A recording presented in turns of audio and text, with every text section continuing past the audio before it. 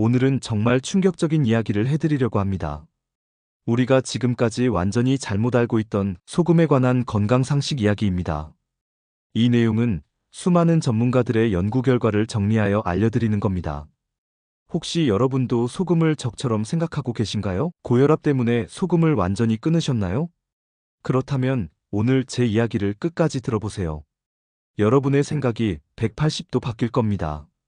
구독, 좋아요, 알림 설정하셔서 지속적으로 제가 드리는 정보를 들으시면 많은 도움이 되실 거예요. 그럼 지금부터 돈을 들이지 않고도 기적같이 몸이 살아나는 방법을 알려드릴게요. 매일 눈 뜨자마자 양치질을 하신 후에 따뜻한 소금물 한 잔을 꼭 드세요. 물 한 컵에 정제되지 않은 천연 소금 1티스푼을 넣으면 됩니다. 그러면 혈액순환이 촉진되어 몸이 훨씬 부드러워지고 활기가 생겨요.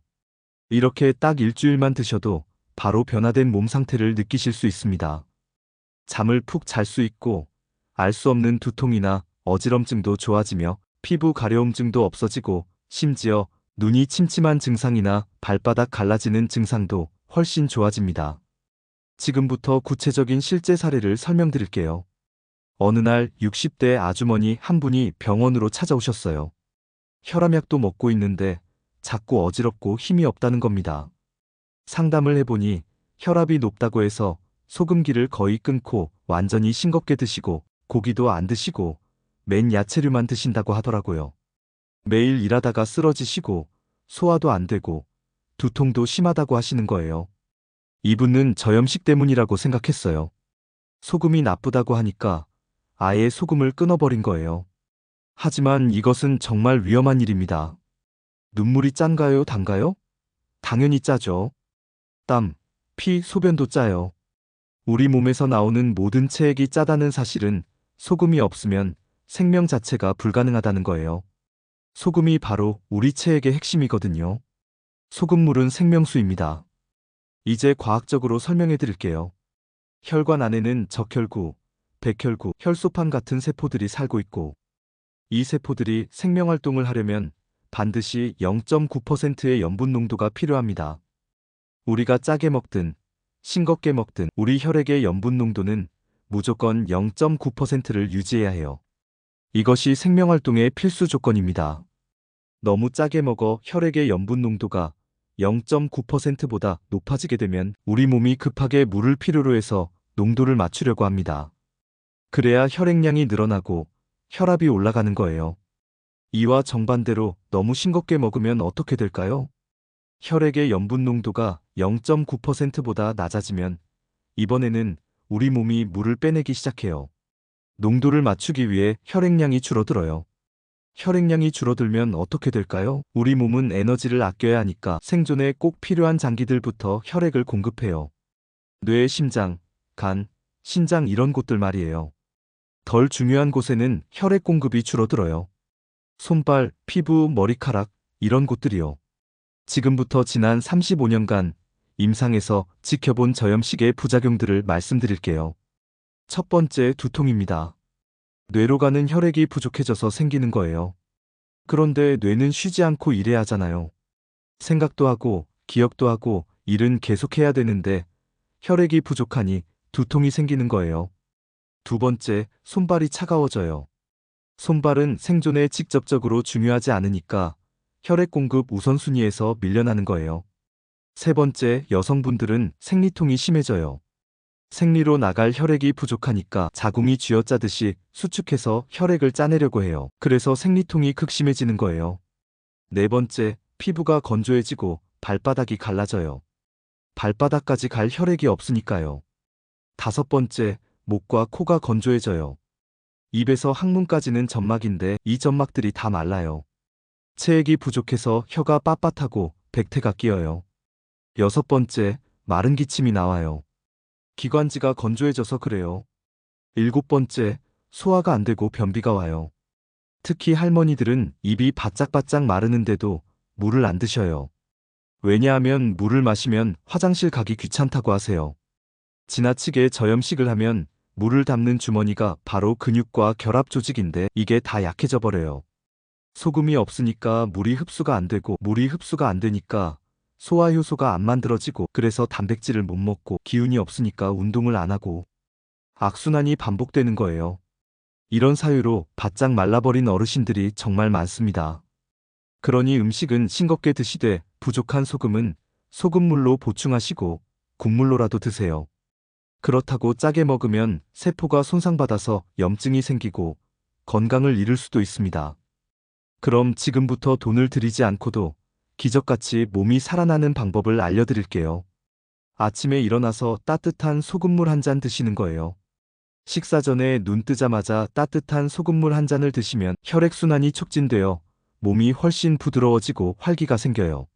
물 한 컵에 정제되지 않은 천연소금 1티스푼이면 약 0.9% 소금물이 되는 겁니다. 미네랄이 풍부한 죽염 같은 소금이 좋습니다. 소금물을 드시면 혈액순환이 좋아져요. 혈액이 많아지면 세포들이 해갈되는 것처럼 그동안 혈액이 부족해서 일을 못하고 있던 세포들이 일을 하기 시작하면서 우리에게 에너지를 주고 스스로 치유할 수 있는 회복력을 갖게 됩니다. 기적 같은 변화들이 일어났어요. 잠을 못 자던 분들이 푹 자게 됐어요. 뇌척수액이 채워지면서 숙면을 취하게 된 거죠. 소화가 안 되던 분들이 소화가 되기 시작했어요. 병원약을 먹어도 안 되던 게 소화가 된 거예요. 피부 가려움증이 사라졌어요. 눈이 밝아졌어요. 코막힘이 사라지고 비염이 좋아졌어요. 발 뒤꿈치가 갈라지지 않게 됐어요. 물론 여기서 오해하시면 안 됩니다. 소금만 먹으면 다 된다는 건 아니에요. 생명의 기본이 체액이라는 뜻입니다. 이제 불면증 이야기를 해볼게요. 대부분의 사람들이 정말 힘들어하는 게 바로 불면이에요. 불면증은 그 자체로 질병이라기보다는 몸과 마음의 균형이 깨졌다고 몸이 보내는 신호예요. 잠이 노년에 있어서는 가장 중요해요. 다 줄여도 정말 줄이면 안 되는 게 바로 잠입니다. 잠을 잘 때 우리 몸을 청소하고 염증을 없애고 몸을 재건하거든요.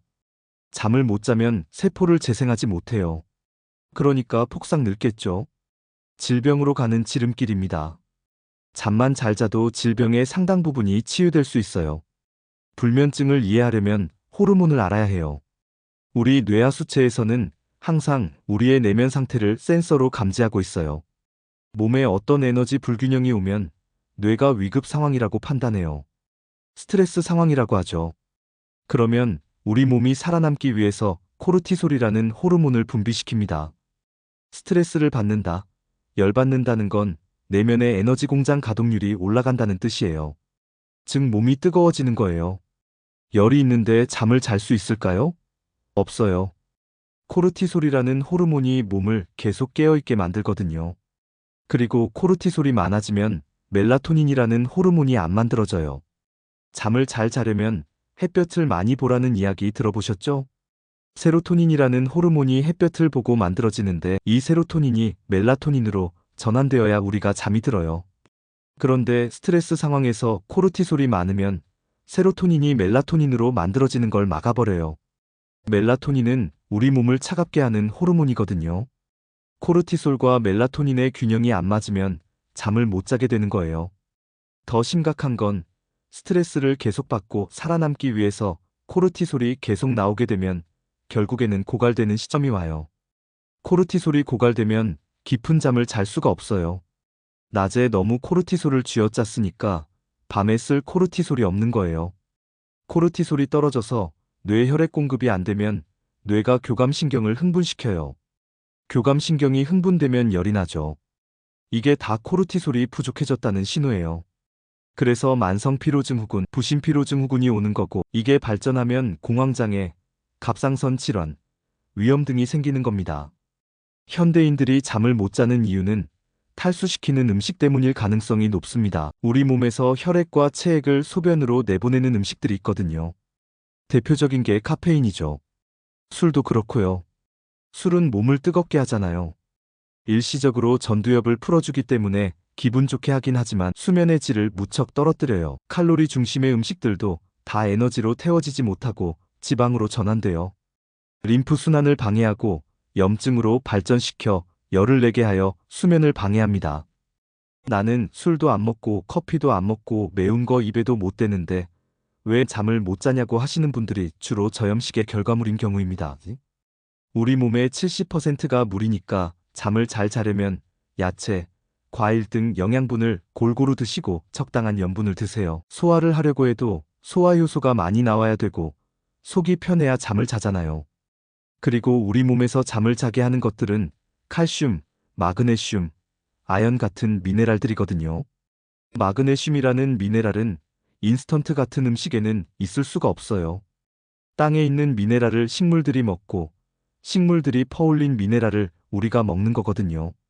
그래서 잠을 잘 자려면 적당한 단백질과 적당한 식이섬유, 비타민과 미네랄이 많이 함유된 자연에서 온 음식들, 견과류와 몸에 필요한 만큼의 염분과 수분 이런 것들이 기본이 되어야 합니다.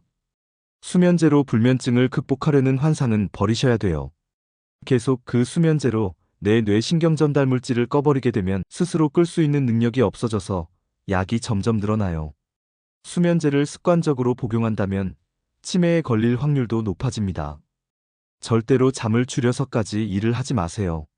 무조건 일정한 시간에 주무시되 가능하면 10시 이전에 주무세요. 그리고 걱정하는 습관도 버리셔야 돼요. 나는 잠을 못 자는 사람이야 라는 신념에서 벗어나세요. 이런 생각으로는 절대 불면증의 늪에서 못 벗어나고요. 잠이 안 오면 내 몸이 어떤 균형이 깨졌다고 신호를 보내는구나. 균형이 깨졌는데도 내가 눈치를 못 채고 나를 혹사했구나. 이제부터 잘 보살필게 하면서 자신을 사랑하세요. 내가 먹는 음식, 내가 만나는 사람, 그리고 내 안의 내면 상태, 이런 것들을 끊임없이 보살피면서 불안 에너지를 풀어주셔야 돼요. 몸도 보살피고 마음도 보살피고 이렇게 균형을 찾아준다면 반드시 꿀잠을 잘 수 있어요. 여러분, 꼭 기억하세요. 잠을 잘 자려면 생명의 근원인 소금을 적절히 활용하시고 매일 운동과 더불어 적당한 단백질, 비타민과 미네랄이 많이 함유된 땅에서 난 음식들을 드시고 내면 스트레스를 잘 관리하신다면 건강하게 사실 수 있습니다. 명심하세요. 건강은 가꾸는 겁니다. 지금부터라도 지혜로운 건강관리로 자신을 사랑하세요. 이것이 자녀들을 위한 길이고 정부의 건강 재정을 아끼는 겁니다.